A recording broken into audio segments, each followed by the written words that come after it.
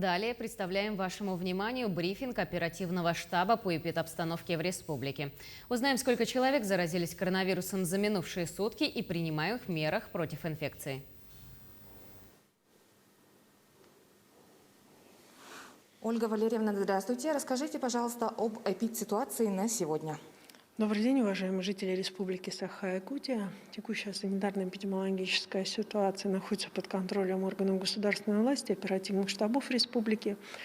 Пока имеется определенного рода напряженная ситуация. За последние сутки мы госпитализировали 107 человек с диагнозом новая коронавирусная инфекция. Это 3,5% от общего количества выявленных случаев, которых составляет на сегодня 2967 случаев. Необходимо обратить внимание, что за сутки 47% новых случаев зарегистрировано в городе Якутске, в районах зарегистрировано 53% новых случаев. На 10 февраля 2022 года в стационарах у нас получают лечение с диагнозом новая коронавирусная инфекция около 6% граждан, а в амбулаторных условиях 94%. Все граждане, которые лечатся у нас дома с использованием дистанционных форм или очных форм, непосредственно либо с использованием поликлинических условий амбулаторных, они сегодня также получают полноценную медицинскую помощь. За сутки в республике действительно непосредственно выздоровело очень большое количество граждан, 4576 человек, такое количество граждан. В общем-то, у нас около 5000, это второй день фиксируется количество выздоравливающих. И, конечно же, это и большой труд и людей, и прежде всего коллективов медицинских организаций, которые работу эту, безусловно, выполнили, оказав эту медицинскую услугу с условием выздоровления людей. Само по себе заболевание также пока продолжает осуществляться и проходит оно само течение вируса в легкой форме. Однако необходимо обратить внимание, что госпитализируются у нас в основном люди пожилого возраста, и часть из них не имела вакцинирования. Соответственно, это и осложняет прохождение самого заболевания, и очень много сегодня у нас в больнице госпитализировано людей с осложнениями. Легкая форма, она обусловлена в том числе и теми темпами вакцинации, которые у нас были в республике. Первым компонентом у нас в республике уже привито около 81,3% от взрослого населения. На настоящий момент более активно проводится ревакцинация. Еще раз обращаю внимание всех, несмотря на то, что по действующим нормативам действия стандарта QR-кода, непосредственно QR-код после заболевания распространяется и действует на 1 год, так же, как и после вакцинации. Тем не менее, коронавирус – это сезонное заболевание, для которого сегодня необходима вакцинация 1 раз в полгода. Поэтому приглашаем всех на ревакцинацию. Это прежде всего даст возможность вам все-таки свое здоровье держать в более лучшем положении и быть более в безопасности. Необходимо обратить внимание, что все службы, как медицинские, так и социальные, работают на территории республики слаженно, в четком понимании. Продолжает работать республиканский корпус волонтеров. Сегодня там работает 1700 волонтеров. Они оказывают помощь пожилым гражданам в доставке продуктов первой необходимости, медикаментов. В республике 343 волонтера доставляют бесплатные лекарства амбулаторным больным новой коронавирусной инфекции. Вообще за весь период у нас прошло 54 волонтера, и только за последние 7 дней ими обработано около 1500 заявок. Это действительно такой достаточно хороший посыл, общественный. Все, кто приходит в волонтерские штабы, они готовы помогать людям, которые сегодня в целом оказались в ситуации невозможности свободного передвижения. Спасибо большое. Это был брифинг по эпидобстановке в Якутии, но мы идем далее, переходим к выпуску новостей. И вот его основные темы. Освоение профессии в рамках государственных программ безработные якутяне и незанятые граждане смогут пройти обучение. Мини-парки в селах Амга и Битюнцы. 2 проекта Амгинского района прошли отбор по программе «1000 дворов на Дальнем Востоке».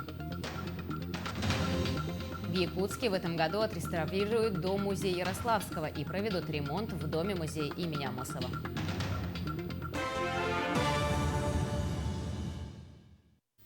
В селе Чурапча завершены аварийно-восстановительные работы в сетях теплоснабжения. Всего на аварийно-восстановительных работах были задействованы 211 человек и 19 единиц техники. Помимо сил и средств ГУП ЖКХ Чурапча восстановления теплоснабжения привлечены филиалы ГУП ЖКХ Заречных Улусов, а также посильную помощь оказали добровольцы Чурапчинского наслега, работники предприятий и бюджетных организаций. Ущерб, понесенный в результате аварии, будет возмещен ГУП ЖКХ. Полностью аварийно-восстановительные работы были закончены 9 февраля к 23 часам. В рамках госпрограммы содействия занятости населения более 1200 безработных якутян и 140 незанятых граждан освоят новую профессию. А по проекту «Местные кадры в промышленность» пройдут обучение 500 человек. Также в связи с Годом матери основной приоритет будет направлен на обучение женщин. В бесплатных краткосрочных курсах специалисты служб занятости планируют обучить 663 женщины. Кроме того, в этом году 331 безработный гражданин получит единовременную финансовую поддержку в размере 150 тысяч рублей для открытия своего дела. В Республике Саха-Якутия зарегистрирована безработица более 7 тысяч человек. И тем временем можно сказать, что вакансий у нас на базе 11,5 тысяч вакансий. Да? Из них 65% рабочей профессии. Поэтому мы еженедельно проводим мониторинг рынка труда, какие востребованные специальности, где можно найти работу. В прошлом году мы трудоустроили около 20 тысяч якутян, поэтому работа в этом направлении будет продолжена. И по профобучению в этом году мы планируем около 1500 человек обучить. Уже в феврале началась учеба 50 жителям Анабарского и Оленевского района. Они будут трудоустроены после профобучения в компании «Алмаз Анабар». 2 проекта Амгинского района прошли отбор по программе «1000 дворов» на Дальнем Востоке. И на сегодняшний день их проектно-сметная деятельность находится на стадии завершения. Создание комфортной среды в населенных пунктах имеет колоссальное влияние на социальное благополучие в селах. Поэтому одной из важнейших задач при реализации проектов было максимальное вовлечение жителей на всех этапах работы и услышать их мнение. В конкурсном отборе, который состоял из 2 этапов, приняли участие более 1000 амгинцев. По итогам голосования было сформировано 4 заявки от муниципальных образований на обустройство дворов и мини-парков, из которых прошли отбор 2 мини-парка. Это мини-парк «Строитель» в селе Амга и набережная реки Амга в селе Бетюнцы. И сейчас идет тесная работа с Управлением архитектуры и градостроительства Республики Саха-Якутия, с Центром компетенций, а также проектантами в части завершения уже проектно-сметной документации для дальнейшей реализации. Сами жители очень заинтересованы и уже с нетерпением ждут реализации строительства их мини-парков. Также стоит отметить то, что, к сожалению, сейчас в программе могут принять участие только населенные пункты с населением более 1000 человек, но села с меньшим количеством населения тоже хотят реализации программы «1000 дворов» на их территориях. В рамках Года культурного наследия, объявленного президентом Владимиром Путиным, в Якутии отреставрируют филиалы Дома-музея Ярославского. Деревянная усадьба в качестве музея работает с 1968 года и нуждается в обновлении. На эти цели уже выделены средства. Пополнят и экспозиции. Их представят на широкую публику. Ремонт проведут и в Доме-музея имени Амосова, который приурочат к 125-летию со дня его рождения. И в этих 2 филиалах у нас еще будут большие изменения в экспозиции. Вот в этом доме музея Ярославского будет новая выставка, а в доме музея Амосова будет полная реэкспозиция. То есть мы поставим новую экспозицию к концу года. Кроме этого, в этом году у нас как никогда предусмотрены большие финансовые вливания на реставрационные работы. Реставрация – это как раз сохранение культурного наследия. В Москве стартовала крупнейшая в России и Восточной Европе международная выставка продуктов питания и напитков «Продэкспо». Сегодня на этот форум собираются тысячи производителей со всего мира. Отдельно представлены регионы нашей страны. В этом году свой стенд есть и у якутян. Почему эта выставка собирает вокруг себя главных игроков индустрии продуктов питания, узнаем из следующего материала. Продэкспо – это главное событие для производителей продуктов питания и напитков в России. Больше 2000 компаний из 54 стран мира презентуют здесь свои товары. И в условиях пандемии организовать такой большой форум – настоящее испытание для организаторов. 29-ю международную выставку Продэкспо 2022 объявить открытой.